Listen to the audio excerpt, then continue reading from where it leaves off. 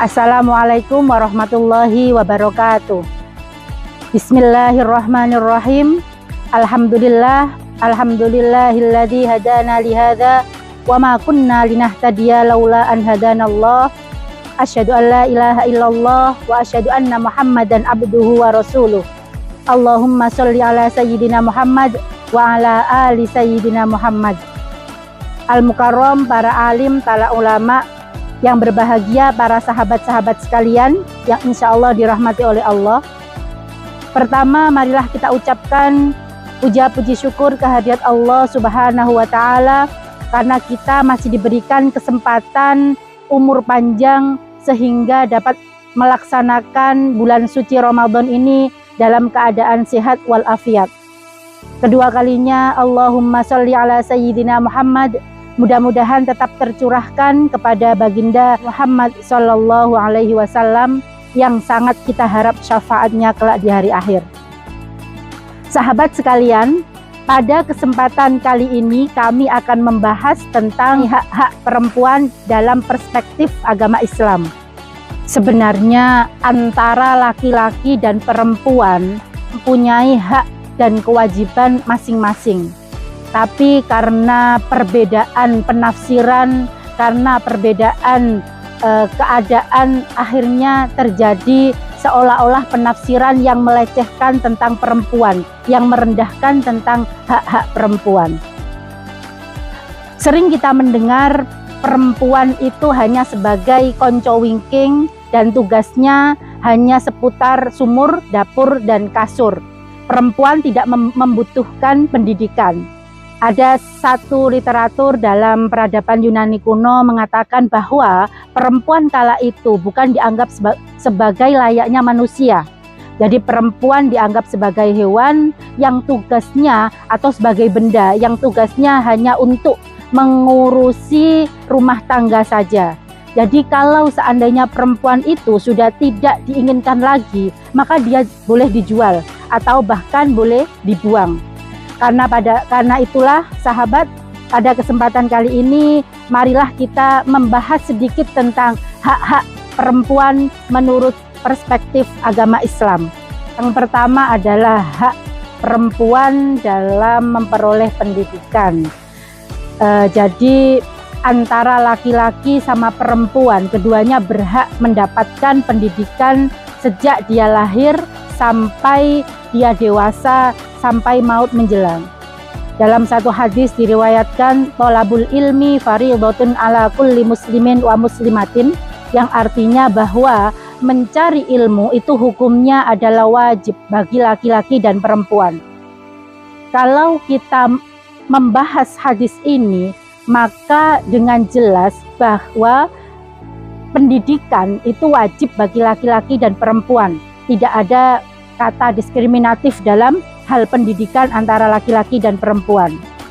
Perempuan berhak mendapatkan pendidikannya ketika dia bersuami, terserah dia. Jadi dia boleh melakukan kapan saja. Tapi kalau dia sudah menikah, maka harus ada izin dari suaminya dulu, atau harus ada musyawarah dulu. Dalam sejarah Islam ada beberapa ulama perempuan yang terkenal seperti Sayyidah Aisyah yang beliau terkenal dengan periwayatan hadisnya.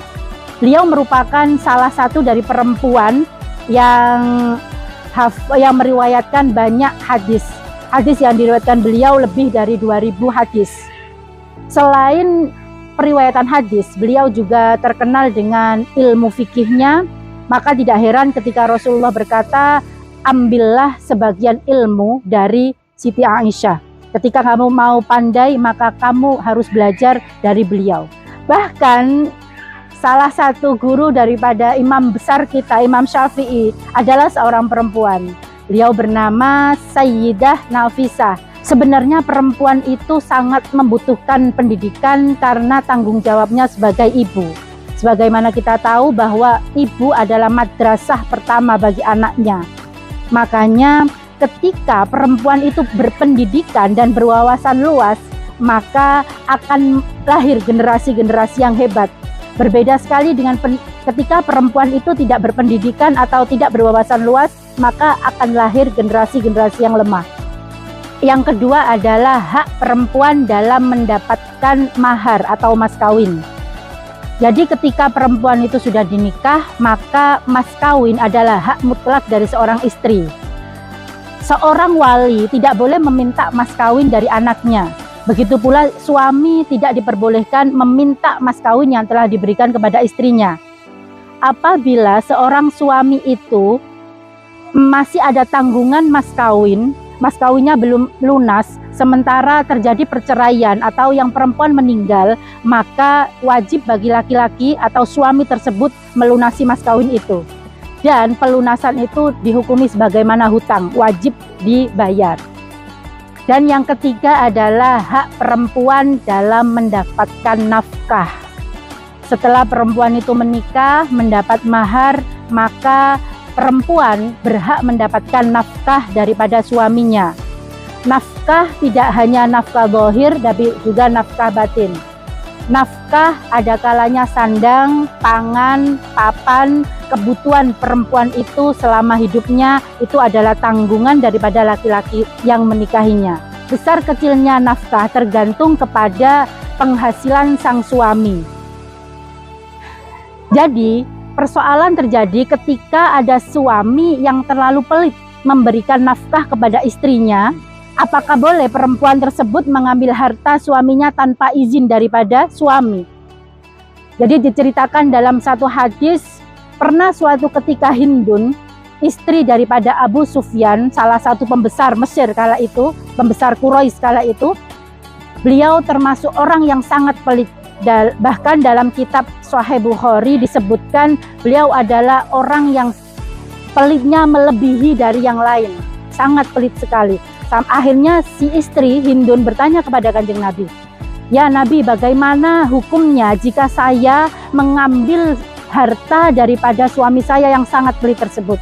Dan Rasulullah menjawab pertanyaan tersebut sungguh menyengangkan, yakni qala laha la jaraha alaiki antutmihim mim ma'ruf.